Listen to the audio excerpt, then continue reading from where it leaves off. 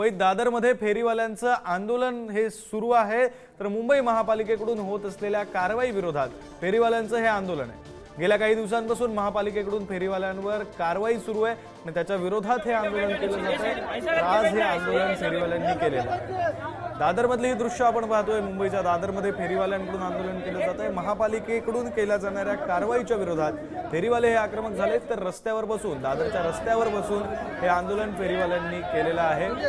तर हातामध्ये काहीसे फलक सुद्धा या फेरीवाल्यांच्या पाहायला मिळत आहेत। मराठी गरीब फेरीवाल्यांना कोणी वाली नाही अशा प्रकारचा आशय या फलकांमध्ये आपल्याला पाहायला मिळतो। दादरमधील फेरीवाल्यांनी महापालिकेच्या कारवाई विरोधात आज आंदोलन केलेलं आहे। रस्त्यावर खाली बसून हे आंदोलन करण्यात आलं।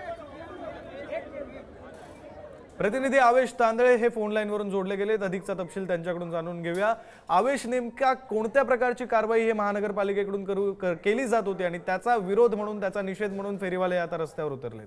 नक्कीच आपल्याला माहिती आहे की 40 ते 42 दिवसापासून महानगरपालिका जागोजागी अतिक्रमण मोहीम हाती घेतलेली आहे। जिथे तिथे फुटपाथवर फेरीवाले बसतात त्याचं सगळं सामान जप्त करण्यात येते आणि त्यानंतर त्यांना एक कायदेशीर नोटीस सुद्धा देण्यात येते। दादर इथे लालबाग परळ या भागात मोठ्या प्रमाणात पालिकेची कारवाई चालू आहे। त्याच पार्श्वभूमीवर आज फेरीवाल्यानं बीएमसी विरोधात आक्रमक अगदी खरं आवेश, खरं तर नगरपालिकेकडून महानगरपालिकेकडून जी कारवाई करण्यात येते त्या कारवाईच्या विरोधात हे आंदोलन सुरू होतं। धन्यवाद या सविस्तर माहितीसाठी।